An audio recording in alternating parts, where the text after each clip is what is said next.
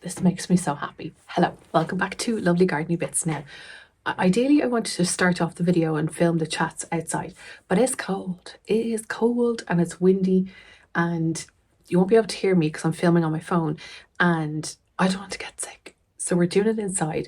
Look at my mom's flowers. My sister Joanne and Will got her these from Sam for her birthday. So it was her birthday a couple of weeks ago. They're gorgeous. And then one of her friends got those. Aren't they beautiful roses? Look. And like even this one. Oh, I'm going to try and do that. I got to look at my Anya the Garden Fairy book. And hold on. See, like, look at that rose there. Like, look at the sunflowers. They're so vibrant. Though ideally I wanted to start sowing today. I don't know if that's going to happen because it's so cold and I just don't want to run the risk of sowing the seeds when it's too cold out because I only have like a little plastic greenhouse. Speaking of which, so last weekend, I think it was Sunday, it was a nice day and Mum and I went out to the back garden and we cleared out the greenhouse. I took a few clips. I wasn't filming like properly, just a few kind of before and after clips, but the joy that it gave me. First, that the job was done, and then second, that the greenhouse is ready for sowing all the seeds. All of them. But I thought today that we would talk about seeds. If you're like new to gardening or if you're not sure what to sow, these are really easy to grow and you're going to get such a really good payoff when it comes to the blooms, because this year I feel like it's all about the flowers for me. Now I am going to grow lots of veg too, but I was going to dedicate the 3 veg beds to flowers this year, but I want to grow sweet corn and that will need space. But I went through my box of seeds. I wanted to go through some of the seeds here that I think are really easy to grow. So if you are a beginner gardener, or even if you're like a full-on gardener, you'll know this, but might give you some inspiration. Okay, have them kind of organized a little bit. So I'm going to start off with my favorite flower ever. It's sunflowers. So when it comes to sunflowers, there's such a huge variety that you can choose from, and it depends on like the size of space that you have if you want to just do them in pots, but if you have space like in the ground to plant them, even better. So I think last year I sowed this one from Sarah Raven. It's sunflower Teo, I think that's how you say it, and like you can see it is massive and the bees love these and it's so nice to like watch them because all these little black bits like turn into tiny little blooms and the bees have a field day in there. So I'm going to grow those this year. I grew these last year and the year before. So they're sunburst, are they? Yeah, sunburst mixed. So you can see here from the colour that you're going to get a variety of sunflowers in here. And the best part is you don't know until they start to unfurl what colour the blooms are going to be. And again, they're so vibrant. Some of them are really like dark crimson last year. I'll try and find footage to put in. And then you have like, yeah, little kind of ones that have multicoloured. There was like the proper kind of like orangey, mustardy yellow. And then there was lemon ones as well. So interesting. Now with these, they will need support because they're so heavy, like the stems are so thick and you will get so many heads out of here. So rather than like with this one, you probably just get the one head up the top, maybe a few kind of smaller ones. Whereas with these ones, but if you want to have like little bouquets of flowers or little posies this year, I think something like this would be great because you get like smaller ones, you get bigger ones. But as I said, this is heavy, this one needs support. And so I have 2 packs apparently because I forgot that I had them. And actually, sunflowers are really good to grow for kids as well. So yes, love these. And then when I did the chit chat video with Catherine, I took some of her sunflower harlequin seeds. So I think they're going to be like a crimson colour. That, but probably like a little bit darker. And now I've just realised that I don't have one of my favourite seeds, so I'm going to have to add that to the list because for the last 4 years, I think, I've grown the little Dorrit sunflowers and they are perfect for pots, for containers, on the patio if you have a balcony, because they don't take up a lot of space. They're super easy to grow. And again, it's one that kids will be able to look out at and kind of be delighted with. These aren't sunflowers, but they look like them. They're the Rudbeckia dwarf mixed. Is it rustic dwarf mixed?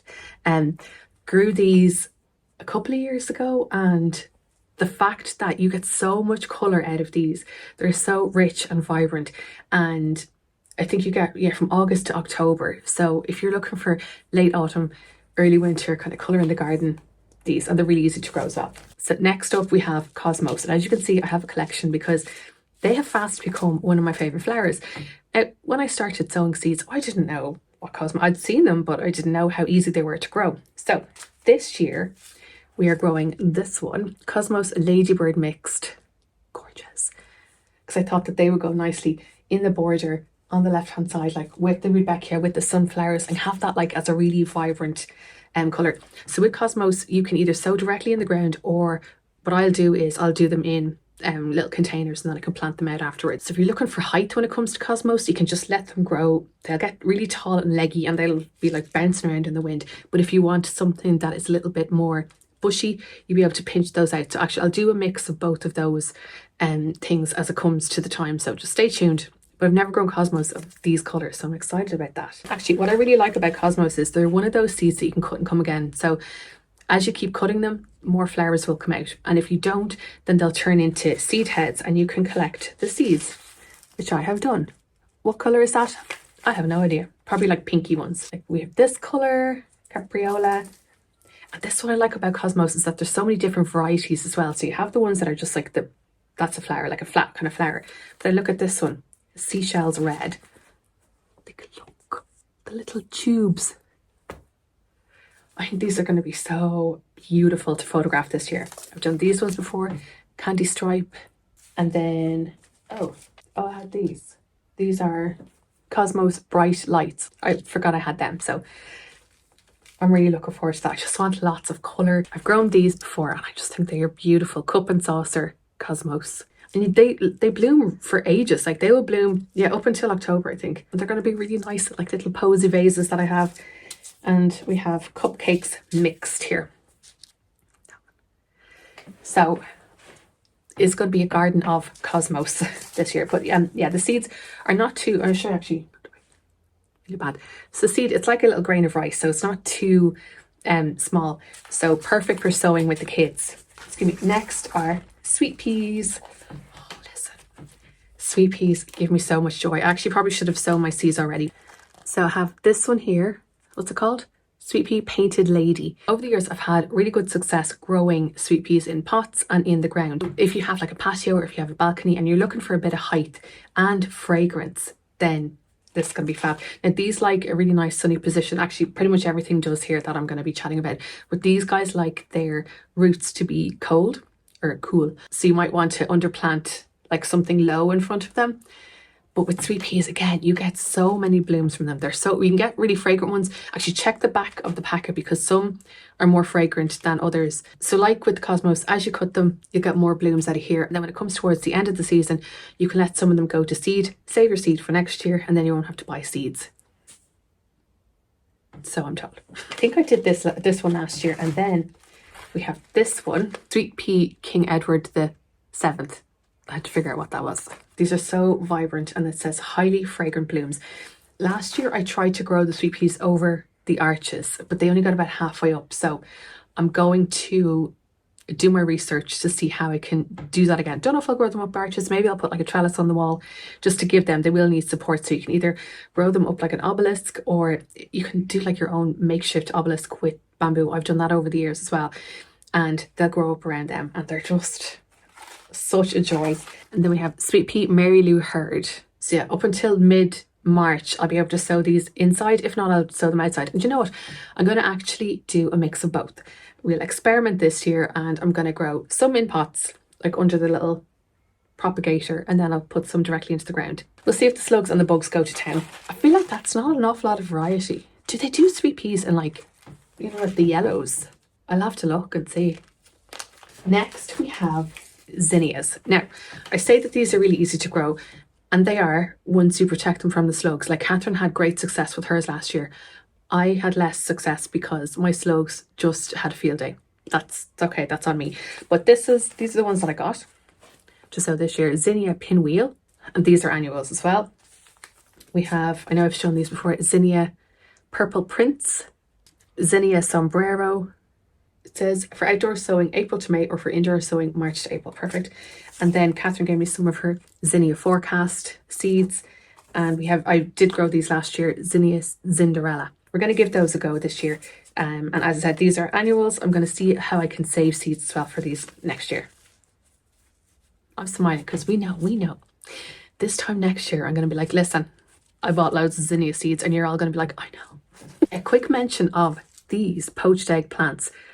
These are so easy to grow. Now they will spread, so just FYI, but you'll be able to tell the foliage, like the seedling foliage, when it comes up, has like a distinctive shape. So you'll be able to tell, oh yeah, there's one of the poached eggs.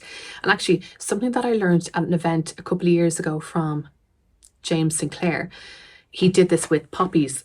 Oh, actually, I should have poppy seeds somewhere. He said that he sowed poppy seeds, that was grand, and then he could see then the following year, because they self-seed, like the seeds come out of the little poppy head. He said the best way to get rid of the ones you don't want is like let them grow so that you can see, oh yeah, that's a poppy, and then you can take it up and move it on elsewhere. And so you can do the same with any of those plants now, to be honest.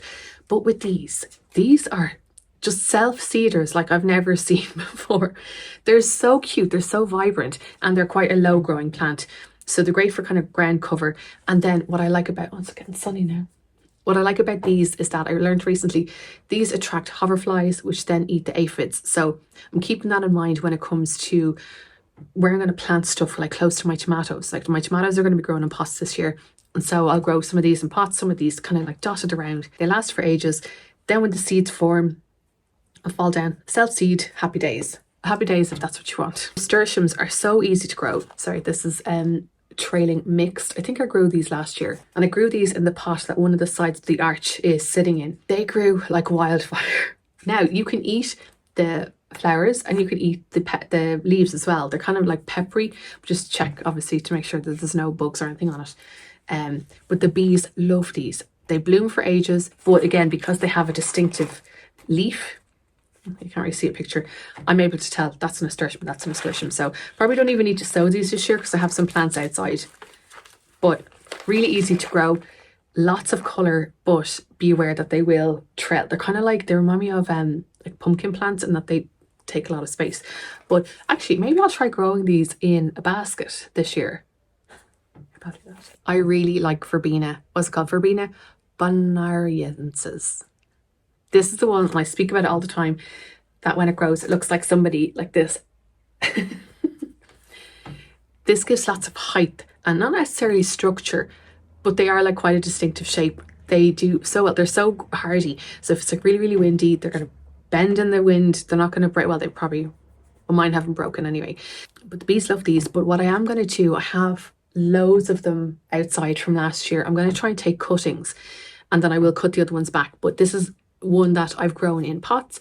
I've grown in the ground. The ones in the ground obviously will grow so much bigger, but the bees love these. They're really gorgeous. Like if you look at these up close, they're like tiny little long flowers. So yeah, so February to July, and then flowers July to September. And then finally for today, really easy seeds to grow and get lots of colour are calendulas, or as Catherine and I like to call them, calendulas. So I grew these last year, cantaloupe, and I think they're fab because we have a few like orangey and kind of yellow calendulas outside. These do really well in pots. They can kind of get a little bit woody, but once you kind of cut them back, calendula, cantaloupe are gorgeous. And then I think Catherine gave me these ones, calendula playtime mix. Oh, it says February, so I'll sell those like soon. And then an unnamed packet. I think these are like the yellow ones, but I'll just show you what one of the little corms look like. Again, these are really easy to save the seeds from. So that's what they look like. Like a little, hold on. It's like a little half moon. And yeah, these will self-seed as well if they drop on the ground. So this says for these ones, sow indoors, February, March, April, and you can sow outdoors, March, April, May, or you can sow outdoors in August and September, and you'll get flowers from June until September. I just like the idea of having lots of colour like for ages, you know, not having like necessarily ones that come up and are gone and then you're like, well, now what? Anyway, I hope I gave you some inspiration in some of the easy to grow annuals that you can plant this year, sow this year, and get lots of colour, because this is our year. We're going to have a good summer. So tell me this, are you going to be sowing some lovely annuals this year? If you have any other varieties of the ones that I've mentioned before that you think I should sow for like experimental reasons, let me know. Okay, if I buy the seeds, then I can show you what they're like. But I'd love to know, are there any other annual seeds that you find are really easy to grow? Let me know in the comments below. And if you are watching this and you're wondering what else to see, check out the comments and we'll see if there's any kind of ones that I should grow. Like, I did have this on my list, but I've never grown these before, so I can't really speak from experience. Cornflower. I wanted to try and like talk about things that I had grown already and kind of could chat to you about. But anyway, listen, thanks so much for watching. I will see you in next week's video. Fingers crossed I'll be able to sow some seeds. But yeah, we're due a few days of colder weather now next week. So anyway, I'll see you in next week's video. And thanks so much for watching.